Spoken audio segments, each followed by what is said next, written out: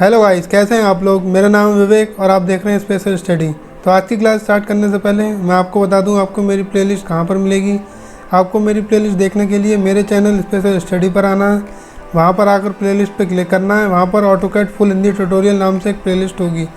उस प्लेलिस्ट को आप खोल लें और प्लेलिस्ट को सेव कर लें और बुकमार्क भी कर लें, जिससे आने वाली सारी वीडियो आपके लिए सीरीज़ में दिखाई दे सकें और कोई भी वीडियो मिस ना हो। तो चलिए हम अपनी क्लास स्टार्ट करते हैं।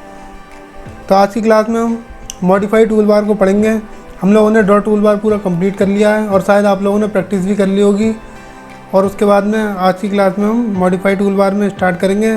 तो देखते हैं। सबसे पहले यहाँ पर मूव कमांड है, कॉपी है, स्ट्रेच है, रोटेट है, मिरर है, स्केल है, ट्रिम है, फ्लिट है और एरे है। ठीक है, तो इसके लिए सबसे पहले हम एक लाइन ड्रॉ कर लेते हैं। सिंपल एक ऑर्थो मोड ऑन करके हमने 10 की एक लाइन ड्रॉ करी। 10 लेंथ देके हमने एक लाइन ड्रॉ कर ली है। अब आपके लिए मैं पहले तो इरेज कमांड बताता हूँ। मॉडिफाई टूल बार में और भी आप देख सकते हैं, यहाँ पे भी बहुत सारी कमांड हैं।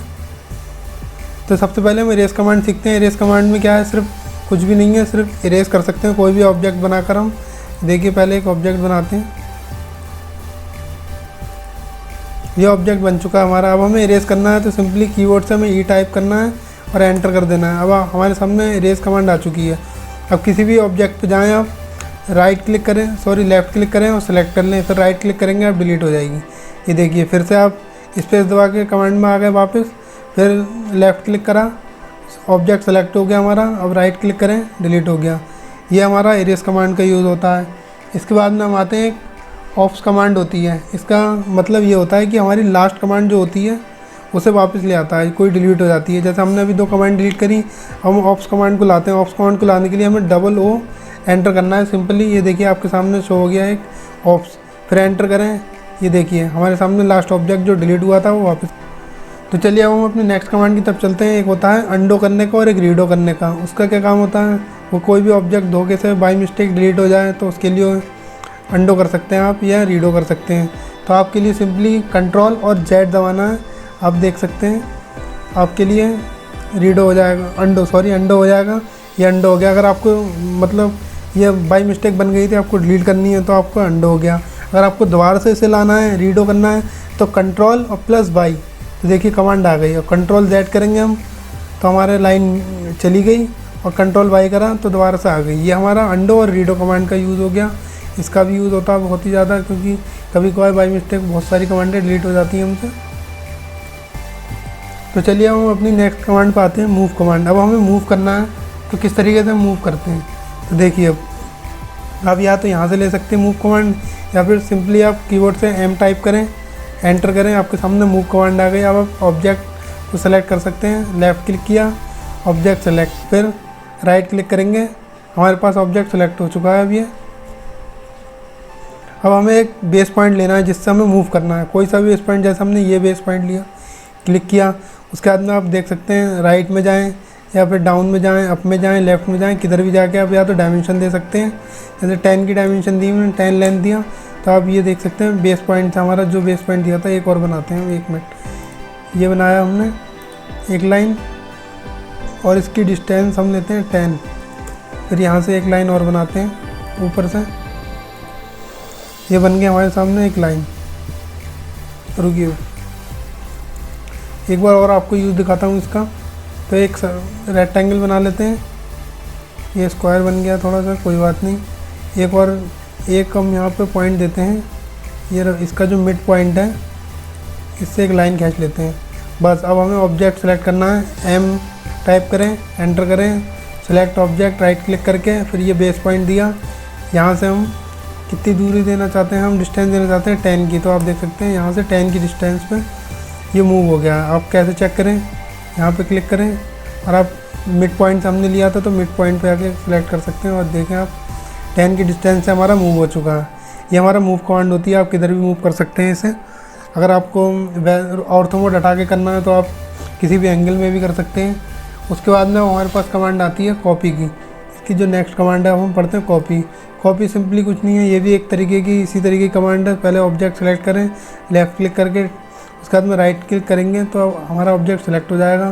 फिर हमें कॉपी कौन से पॉइंट से देना है, हमें बेस पॉइंट देना होगा, आपके सामने मांग भी रहा है। हमने यहाँ पे क्लिक किया और इधर से हम ले गए इधर के लिए। या फिर आप डायमेंशन दे के भी कर सकते हैं, ऊपर भी लेफ्ट राइट। अगर देखिए आप ऑर्थो मोड हटाते हैं तो किसी भी एंगल में आप मूव कर सकते हैं इसे। देखिए ये हमारी कॉपी कमांड हो गई।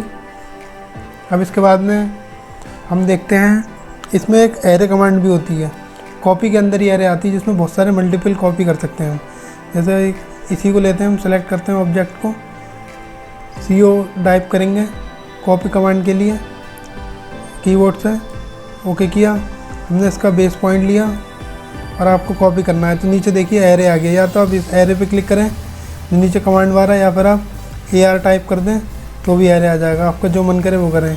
तो हमने यहाँ पे एरे टाइप करा। अब यहाँ पे copy number of item array, कितने एरे लेने हैं हमें, 4 एरे। तो हमने 4 क्लिक किया, ये देख सकते हैं आप 4 आ गया। आप किस डायमेंशन में देना है, किस डायरेक्शन में देना है वो आप सेलेक्ट कर सकते हैं।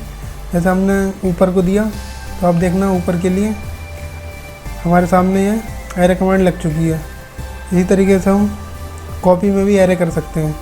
अब आपके लिए आगे की कमांड पे चलते हैं। हमने मूव पढ़ लिया कॉपी। स्ट्रेच कमांड, स्ट्रेच एक तरीके से यही कमांड होती है, इसे आगे को मूव करना है। जैसे स्ट्रेच पे क्लिक किया हमने, सेलेक्ट ऑब्जेक्ट पे क्लिक किया, एक किसी भी ऑब्जेक्ट पे, फिर राइट क्लिक करके ऑब्जेक्ट सेलेक्ट कर लिया। अब हमें पॉइंट लेना है, ये पॉइंट लिया, इससे आप देख सकते हैं इस पॉइंट से हमारा मूव होता चला जाएगा, मूव हो गया। ये भी हमारे स्ट्रेच का भी मूव कमांड का यूज़ है, एक तरीके से दोनों सेम ही होती हैं। रोटेट कमांड को हमें यहाँ से भी ले सकते हैं, या फिर कीबोर्ड से RO टाइप करें आप तो भी ले सकते हैं। आप देखिए RO टाइप करा, रोटेट कमांड आ गई।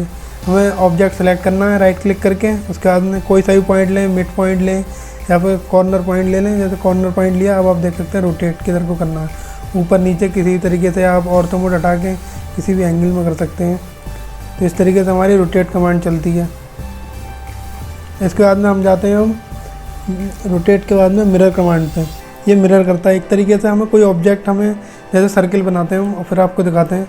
एक सर्किल बनाया हमने, उसके बाद में एक यहाँ पे लेते हैं पॉइंट, सर्किल ही लेते हैं यहाँ पे। ये देखिए हमें जब हमें मिड पॉइंट ना दिखाई दे किसी भी सर्किल वगैरह का, तो हमें सिंपली सर्किल पे आना है। और आपको मैंने बताया था ये ऑब्जेक्ट स्नैप होता है, इससे ट्रैकिंग हो जाती है, आपको दिखाई देगी। यहाँ पर हमने क्लिक करा, ये बनाया। अब हमारे सामने मिरर करना है हमें, तो हम मिरर किस तरीके से करेंगे, ये देखिए एक यहाँ पे एक लाइन बनाते हैं हम, मिरर करके दिखाता हूँ आपके लिए। तो अब MI टाइप करें, मिरर कमांड आ जाएगी यहाँ पर। आप ऊपर से सबसे पहले ऑब्जेक्ट सेलेक्ट करें, उसके बाद में एक बेस पॉइंट सेलेक्ट कर लें। जैसे हमने ये बेस पॉइंट ले लिया इसे। अब आप देख सकते हैं नीचे को जाएंगे तो इस तरफ होगा, ऊपर को जाएंगे तो वापस वहाँ पे आ गया, नीचे को जाएंगे तो इधर को हो गया। तो इस तरीके से हमारी, अभी ये पूछ रहा है हमें पुराना ऑब्जेक्ट इरेज करना है नहीं करना है। अगर आप नो करेंगे तो नहीं होगा इरेज, यस करेंगे तो आप देख सकते हैं इरेज हो गया। अगर आपको नहीं करना है तो हम दोबारा से मिरर कमांड लेते हैं एक बार और आपको दिखाता हूँ मैं। ऑब्जेक्ट सेलेक्ट किया, बेस पॉइंट लिया हमने और इधर को हमने बनाया। अब देखिए आप नो करेंगे तो हमारे सामने वो वाला भी सर्कल बना रह गया। इसी तरीके से हम मिरर कमांड का यूज़ कर लेते हैं। अब आपके लिए इसके बाद में आता है स्केल कमांड। स्केल कमांड ये होता है, ये बड़ा करता है हमारा कोई भी, जैसे हमने बनाया, जैसे 5 लेंथ दी हमने और एक लाइन बना ली, ये 5 सेंटीमीटर की है। ये देखिए आपकी 5 सेंटीमीटर की एक लाइन बन गई। अब हमें इसे बड़ा करना है तो हम इसे स्केल ले सकते हैं। स्केल का ये फ़ायदा है, ये उसका एक तरीके उतने टाइम होता है इसकी, जैसे 5 है, 5 की मल्टीप्लाई जितनी हम डायमेंशन देंगे उससे मल्टीप्लाई हो जाएगी। जैसे हमने पहले तो हमने बेस पॉइंट लेना है, हमें कहाँ से स्केल करना है, तो स्केल के लिए हमें बेस पॉइंट लिया। अब आप देख सकते हैं आप स्ट्रेच कितना करना चाहते हैं। हमारी 5 थी, 5 को हम 10 से स्ट्रेच करेंगे तो कितना होगा, 5 × 10 50 हो जाएगा। तो हम 5 लेंथ थी हमारी, हम 10 से स्ट्रेच करेंगे तो आप देख सकते हैं ये हमारी 50 लेंथ की डायमेंशन हो चुकी है इसकी, इस लाइन की। अब ऑब्जेक्ट सेलेक्ट करें, आप डायमेंशन चेक कर सकते हैं, ये देखिए आपके सामने 50 हो गई। ये हमारा स्केल कमांड का यूज़ होता है। ये किसी भी ऑब्जेक्ट को हमें जब स्केलिंग करना होता है तब करते हैं। तो आज की क्लास में हमने मूव कमांड देख ली, कॉपी पढ़ लिया, स्ट्रेच पढ़ लिया, रोटेट पढ़ लिया, मिरर, स्केल पढ़ लिया। हमने आज ये 6 कमांडों को देख लिया। अब आप इसकी प्रैक्टिस करें अच्छी तरीके से, और उसके बाद में हम नेक्स्ट क्लास में अपनी ट्रिम कमांड पढ़ेंगे, फ्लिट देखेंगे, एरे देखेंगे और अपना मॉडिफाइड टूल बार कंप्लीट करेंगे। उसके बाद में एनोटेशन टूल बार को भी देखेंगे, फिर लेयर पर जाएंगे। तो आज की क्लास में जो मैंने आपके लिए पढ़ाया है आप उसकी प्रैक्टिस करें अच्छी तरीके से, ऑब्जेक्ट बनाकर देखें, उस पर मूव कमांड लगाएं, कॉपी लगा के देखें, स्ट्रेच करके देखें और बना के देखें। अगर किसी भी कमांड में प्रॉब्लम आए तो आप मुझे कमेंट बॉक्स में मैसेज कर सकते हैं, मैं आपकी पूरी हेल्प करूँगा। तो आज की क्लास में बस इतना ही। Thank you for watching my video. Please like and subscribe my channel.